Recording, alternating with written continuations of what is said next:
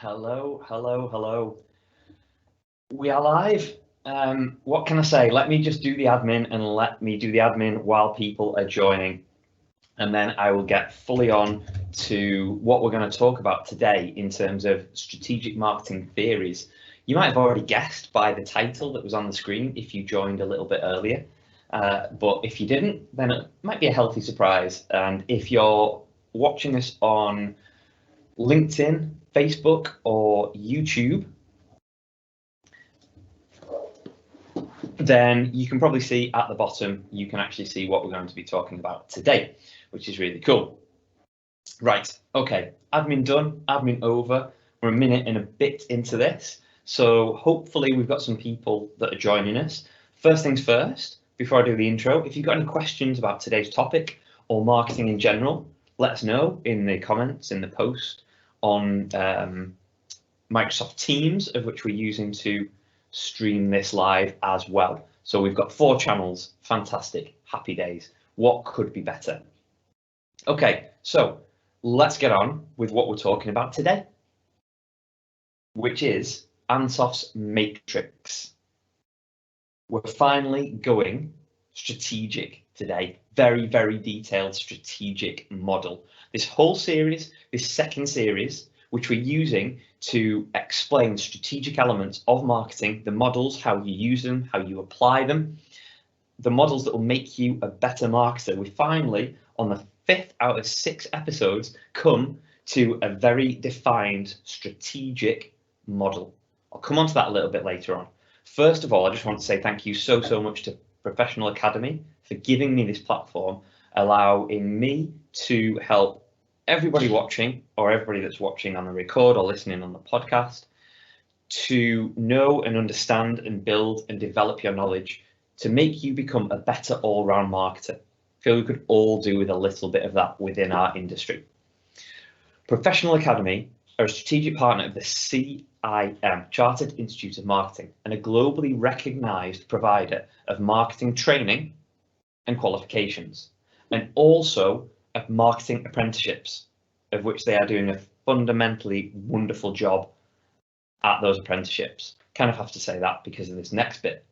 This is the introduction to myself. My name is Peter Sumpton. For those that are just joining us, first and foremost, hello. I'm the Lego Master of Marketing. What the heck does that mean?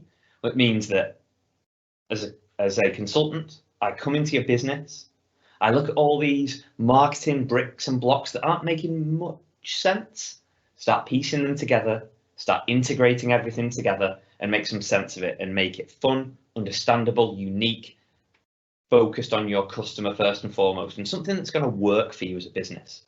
I've been tutoring for around about 10 years now, primarily with Professional Academy, and I'm so proud to say that. Great relationship, fantastic company.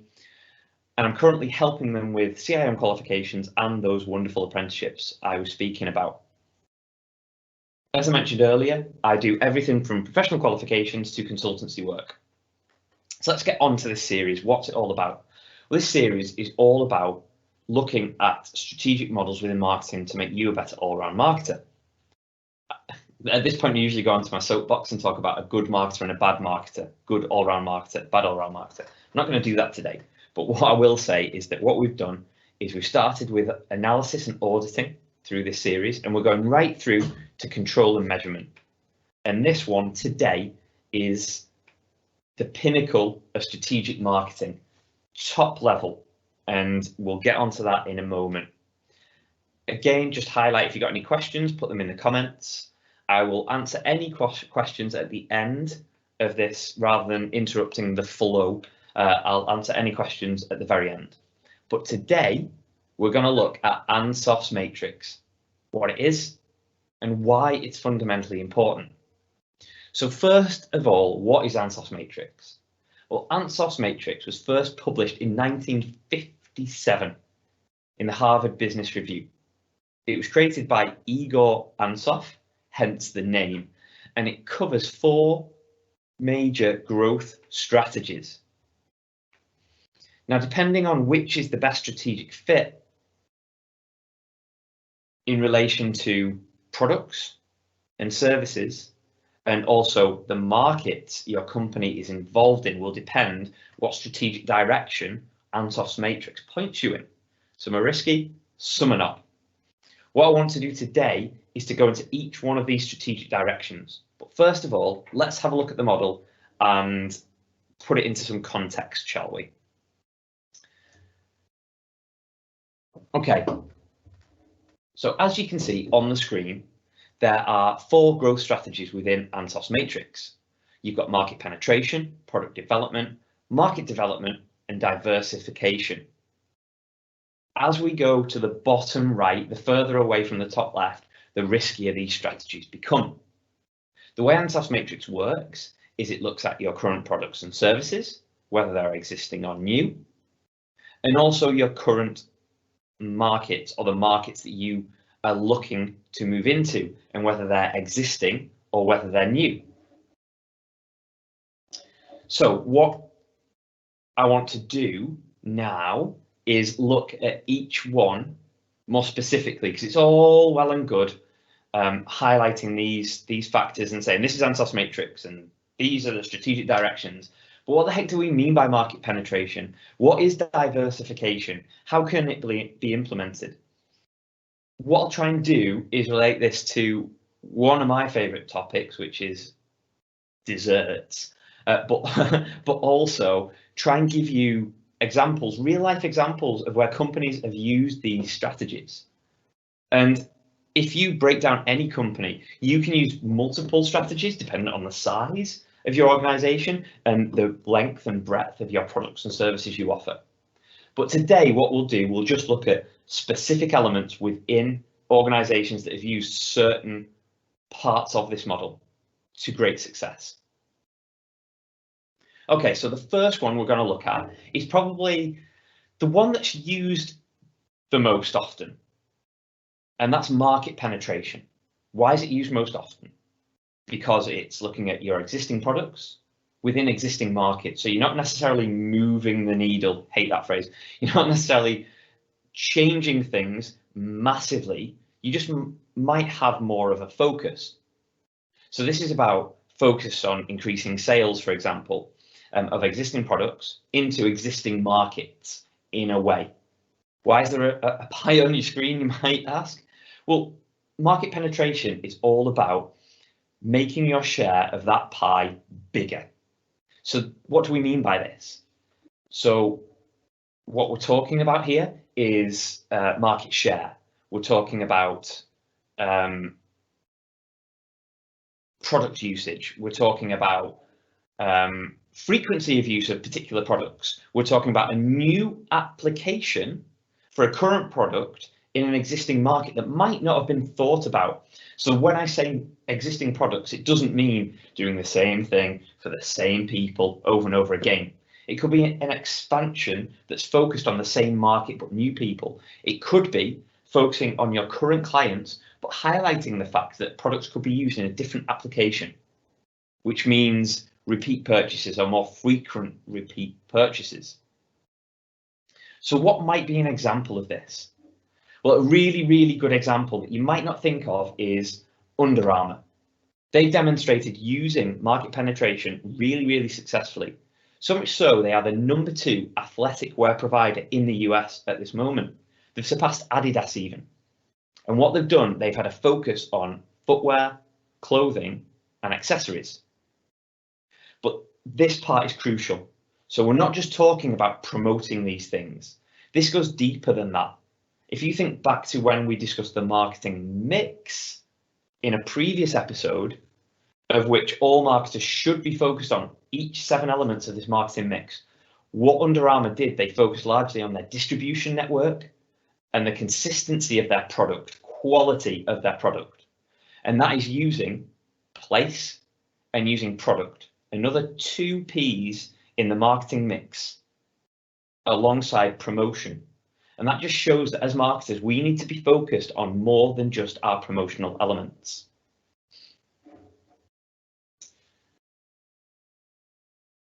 Okay, so just as a side note, just on LinkedIn, I'm getting there's an echo. Thanks, Joe. I think that echo is something to do with LinkedIn because I've seen lives as well. and that seems to be an echo due to LinkedIn, not this feed. Try going onto YouTube. That might work a little bit better. And yet James says Ansoff's matrix still teach this in accountancy. Weirdly enough, James, Igor was a financier. He has a financial background, and that's where it came from. So again, looking at the 7Ps, think about pricing as well.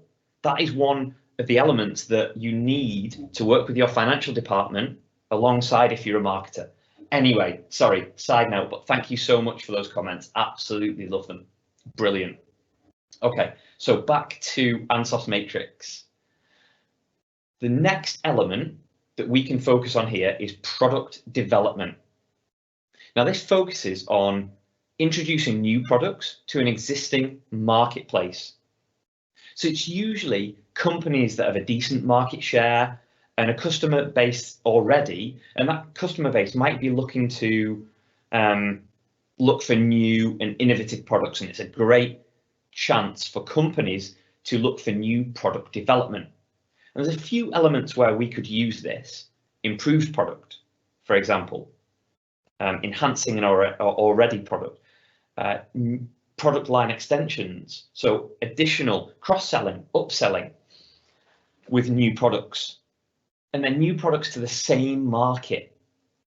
So think about that. We're focusing on our existing market. We've probably got a CRM in the background, which gives us a great start to push, promote these new products.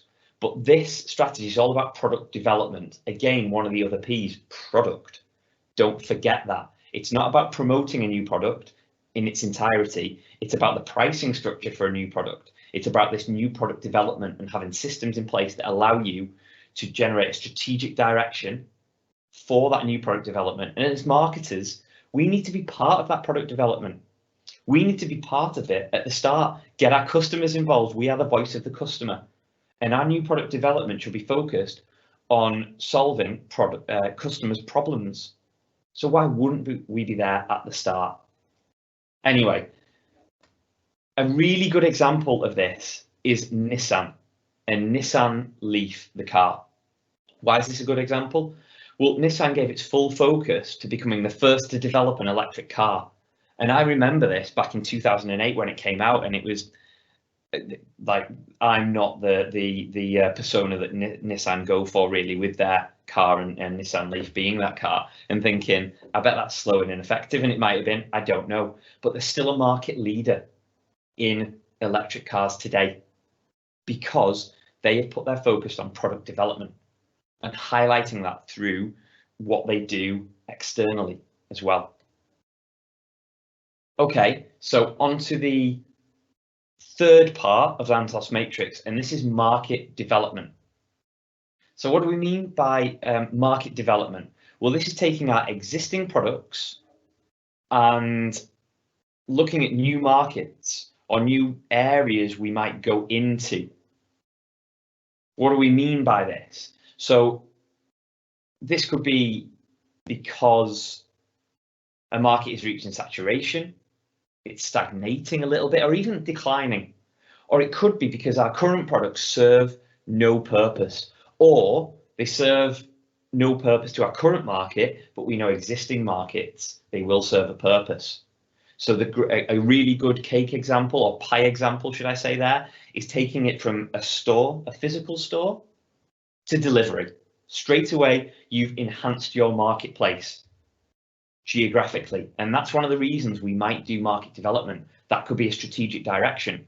Geographical expansion. It could just be to target new segments. It could be to expand a market for existing products. Again, think geographically. Think age ranges, think back to customer personas and building a customer persona, which we spoke about on the last episode.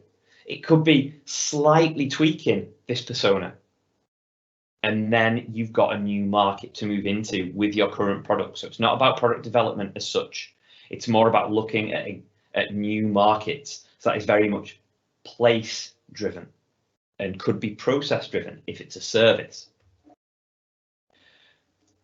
What's an example of this? What companies do this very, very well? Well, if we go back to our athletic wear, Example, companies like Adidas, Nike, Reebok. They have entered international markets for expansion, and they've brought athletic wear into the mainstream within these different countries. Because, for example, potentially in the UK or in the US, they're reaching saturation point, and that's why Under Armour have come into that market and taken a bigger piece of the pie. So the final element of Ansoff's matrix is the riskier of the four. And this is a focus on diversification. So we're looking at new products, and we're also looking at new markets. So how can we link this to pies? Well, we don't. We switch it up. We look at cakes instead. We look at cakes, we look at cheesecakes, we look at scones, we look at desserts, any kind of desserts. If you watch the Great British Bake Off, you could probably reel off a lot of bizarre desserts right now. I think they're kind of running out of material. They need to go back to basics, really, to be fair. I mean, Japanese week, what's all that about? Anyway, that's not for here. Back to differentiation and Ansoff matrix. So we're focusing on entering a new market with the introduction of new products. And in this cake example, in this dessert example, we're doing cakes and not pies. Why is this a riskier strategy for a strategic direction? Well, we're changing two factors here, not one. Again, why would we do this? It could be because we've got a shrinking market or even a declining market, or the company, your organization, might not even have a viable offering out anymore. So we really have to switch it up and change it up. A really, really good example, and one you might not know, goes back through time. And this is Samsung. So if I said the word Samsung to you, what does it mean? So you're probably thinking smartphones, TVs and electronics. Well, Samsung started as a trading company, and they expanded into insurance and securities, and finally retail, as we probably know and love them today. Now, more specifically in retail, it's the electronics division that's got the most focus. And that electronic division started with one product, a black and white telly. For the younger people in the audience, yes, we had black and white TVs. That is a bit crazy to think of now. Anyway, technology advances, imagine. Not only that, but they entered, like I said at the start, they entered the telecom market in the 1980s with switchboards, and then into telephones and fax machines. Again, for the younger people in the audience, fax machines were like sending a text message on paper. Read up about them, that's not for here. And finally, mobile phones and smartphones. Diversification. Throughout the ages, Samsung have done this very, very well. So let's just recap on Ansoff's matrix, why it's important, and finalize with a bit of a thank you, shall we? Why not? Why is it important? It's important because it provides a company with a focus on a strategic direction. And what this allows you to do, quite simply, is get buy-in internally, because you're focusing top level on one specific strategic direction. It's simple to use. It uses two elements, market and product and service, new and existing. And what it allows you to do is review a number of strategic directions under these two factors. Highlights the risk or the reduction in risk, depending on which factor you decide to go with. But as with always, and I can't emphasize this enough, this model shouldn't be used in isolation. Like many models, it has its limits. It doesn't factor things into consideration such as competition, costing, or the external environment, and analysing what is going on out of your control to any great extent.